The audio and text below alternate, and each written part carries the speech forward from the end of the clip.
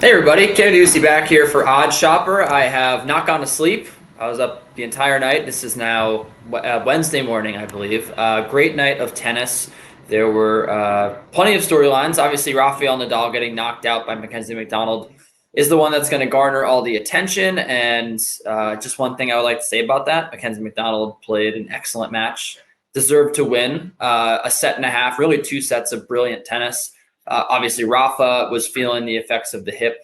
He tweaked it during a return, or at least during a return game, and hopefully he gets well soon. It seems like he's going to miss significant time. Doesn't really shake up the draw too much. Didn't really think Nadal was going to – I didn't think Nadal was going to make it out of the first round.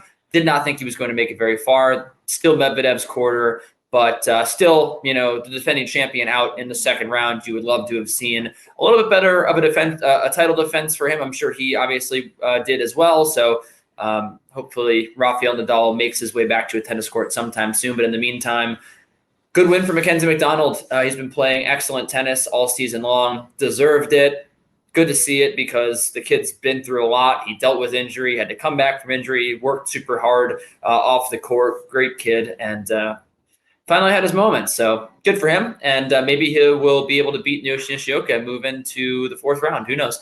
I do want to talk about the third round here, though, because we do have some fun matchups on the cards. We have Mr. Jenson Brooksby and Casper Ruud taking place, I believe, early on Wednesday. The order of play has just come out.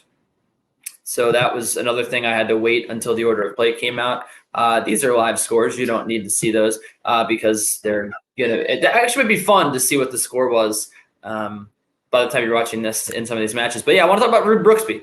And you see Jenson Brooksby right here did lose to Casper Ruud on the clay in Rome, 6-3, 6-4. It was somewhat academic. I think that was a pretty good scoreline, frankly, for Jenson, considering he has not been able to play on clay yet. He has not had good results on that surface. And Casper Ruud, obviously an all-world clay player. He's number 3 player in the world. I want to take you through a couple of things here. First of all, let's look at Jenson Brooksby. We'll blow it up a little bit on the screen. Let's look at his performance against top 10 players. Obviously, did not take a set off of Casper Ruud, but in most of these matches, he has been able to make a dent. He's been able to make some noise. You see the first one here, Novak Djokovic, obviously that very memorable first set at the U.S. Open, just took him to school, 6-1, before Novak was able to solve him. Took a set off as Zverev twice, took a beat Stefanos Tsitsipas. The Daniil Medvedev match you see here in Miami, he actually led by a break in the first set, was really throwing Medvedev off before eventually the Russian was able to win 7-5 in that first set and then wipe him in the second set. He was also dealing with a little bit of fatigue there in the round of 16. And then, you see the one clay match. But in all these hard court matches, Brooksby's had a very respectable scoreline against top 10 players. That Carlos Alcaraz match, he actually led by a double break. I believe it was the third set. He led by 2 breaks before Carlos just went God mode, won, I think, 5 or 6 straight games. And obviously, he won the U.S. Open. He was playing incredible tennis around that time. So he has a good history against top 10 players. More than that, though, I just want to highlight the form. Let's look at Jenson Brooksby here. And again, I will make it bigger so you can see. He's obviously won 4 out of his last 5 matches. The trip to Auckland was successful. He shook off some rust in the first set against Fabio Fognini, ran through the Italian after that. Diego Schwartzman, he destroyed him in the first set before Schwartzman was claiming he was dealing with some sort of groin issue or leg issue. We'll get to that in a second. Had to retire from that match. Wiped Quinton Alice, a very, very tough opponent in 2 sets, and then obviously lost to Norrie. The win over Chris O'Connell in the first round I thought was very impressive. He dropped the first set. He had a break point early on in that second set, was able to serve out of it. The serve's been looking very good for Jenson. That's obviously his biggest weakness is his serve. It's been looking a lot better. And I thought Chris O'Connell played an excellent level. He was playing on home soil. Their crowd was going for O'Connell. Brooksby was able to weather the storm, win that match. On the other side of things, let's look at Casper Ruud. Let's look at the fact that he had an embarrassing loss to Laszlo Djere, a player that a top 5 player should not be losing to on a hard court. I know Andrei Rublev has dealt with this before, and Djere has been somewhat of a giant killer at times, but that is not a very good loss for Casper Ruud. The Berrettini loss, I don't think it's that bad of a loss, but not to take a set off of Berrettini, and then considering the fact that Berrettini's kind of lost some matches this year already, not a great result. And then Tomas Maksiak was really giving Casper Ruud a lot of trouble there in a 4-set win. Look, here's the thing. He's got U.S. Open hangover. He had a second Grand Slam final appearance. He's having a little bit of a hangover, and he is the motivation here has dropped. You see the performance here at the ATP Cup. He fell flat on his face, and then really just did not have a very good showing at the United Cup. We see this happen a lot with players when they're able to achieve something so great, kind of just, it kind of lingers into the next season. It lingers into the next few months. You relax a little bit. The pressure comes off your shoulders. We saw it with Dominic Thiem after he won the U.S. Open. He really just has never been the same. So I don't know. I don't think Casper Ruud's playing at an incredible level right now. I'm going to go ahead and take Brooksby with the 4.5 games. I do think he can win this match. I think he will win this match. But I think the smart bet here is take the 4.5 games. Because as I mentioned before, Brooksby against top 10 opponents has always shown up to these big matches. And I don't know if Casper Ruud, playing the way he is playing right now, is just going to be able to dominate Brooksby. I realize the serve is a little weak. That's always going to be the talking point for Brooksby. But again, I do think that it has improved this season enough for me to back him plus 4.5 games at -110. Before I get on to the next match I want to talk about, I do want to remind you guys that we have an incredible offer, the best offer we've ever had from a sports book. Over at the DraftKings Sportsbook, you bet $5, you get $200 for new customers. The link below will give you all the information that you need to know. Most states, you're going to have to be 21 or older to gamble, so check that out. And if you or someone you know has a gambling problem, call or text 1-800-GAMBLER. And I do want to talk about this next match. The next match I want to talk about is between Diego Schwartzman and JJ Wolf, another American. I promise we're not going to be biased here towards the Americans, but I do want to point out that this is a very lopsided matchup for Mr. JJ Wolf. Let's look at Diego Schwartzman hard court record. How about that? Over the last 2 seasons, 10-8, not very good. Last season, who did he lose to on hard courts? We already went through this in one of our former videos, but I mean, he lost to Albert Ramos-Vinolas on a hard court. He lost to Thanasi Kokkinakis. He lost, some of these losses aren't bad. The Chris O'Connell loss, not very good. Isner, I don't think that's very good either. And, again, at the U.S. Open, had to save something like 20 break points against Poprin, was getting wiped by Sock, and led Francis Tiafoe in that first set, I believe by a double break before he ended up losing in straight sets. Just has not been a good run on hard courts for Schwartzman, has not come up with many big wins. But the big thing here, this match that he just played against Alexei Kruchka was a gift, okay? Kruchka has never played on a Grand Slam stage before. Diego Schwartzman had to save 16 break points in that match. Or excuse me, 14. He was 2 of 16 on break point. Or Kruchka was 2 of 16 on break point. Not a very good performance from Diego. He has that leg heavily strapped. I don't know how much it's really affecting him. I don't know if he played terribly, but I do know that Kruchka gifted him that match. He had plenty of opportunities, obviously. Took the second set. He had opportunities in the third. He was up in that fourth set. It looked like he might come through that match, actually, and win that match, and the odds were very close for a reason. I don't have a lot of faith here in Diego Schwartzman to keep it going.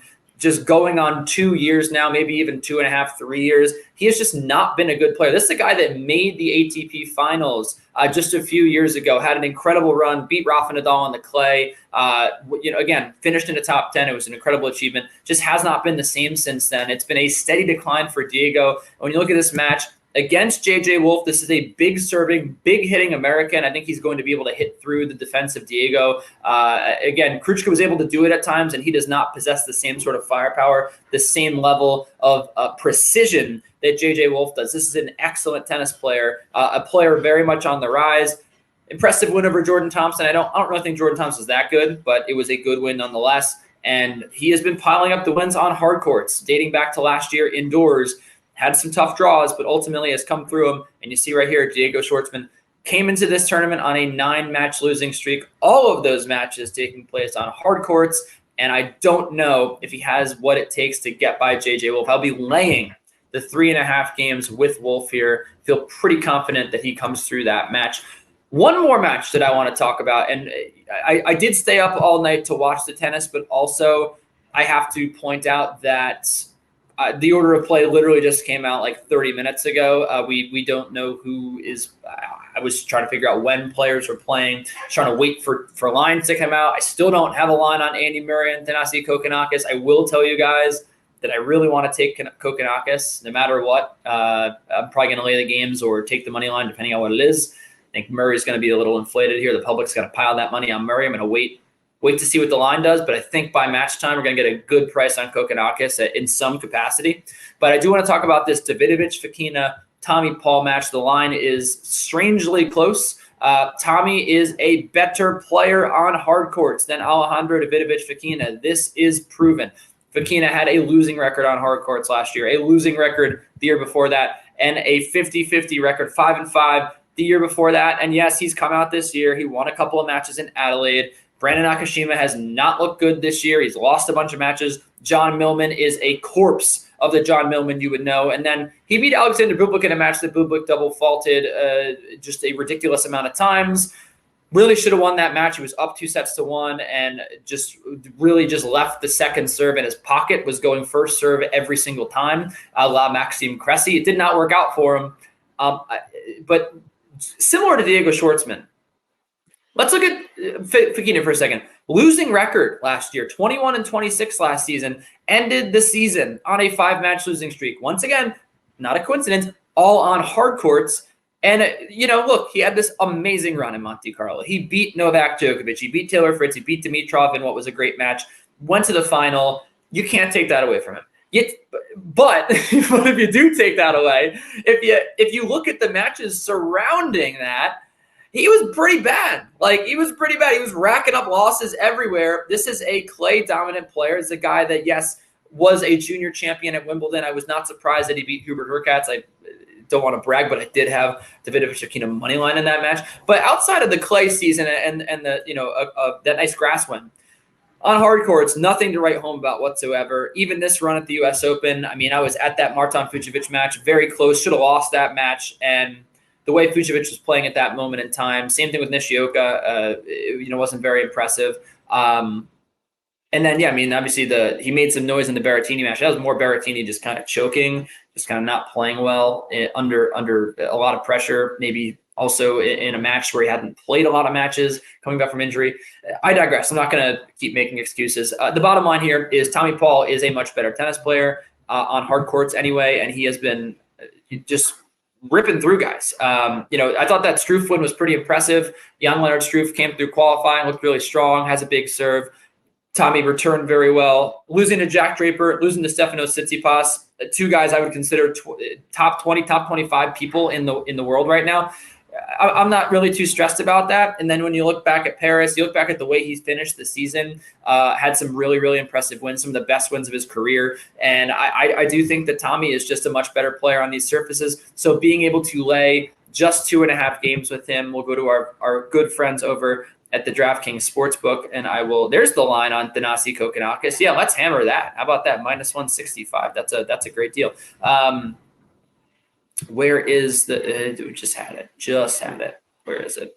Anyway, I believe the line is 2.5 games on Tommy Paul. You're probably seeing it on the screen and screaming. It was right here. They might have taken it off. No, here it is. So he's -195, and we will be laying down the 3.5 games with Tommy Paul. I feel this is going to be a very convincing victory for a guy that, once again, is just a better player on this surface. And I do think that Davidovich Fokina's struggles are going to continue to carry over to 2023, at least just a little bit. All right, well, that's it for me. I'll probably see you later on today with some more picks for day 5, but this will be day 4. Looking forward to a good day here. Some good matches on the cards. Day 3 kind of fell flat. Obviously, the Nadal match was captivating, was interesting, but other than that, not too many exciting matches. So I think day 4 will have a lot of good ones. Or day 4, and then maybe day 5 too. Who knows? Until next time, so long, everybody.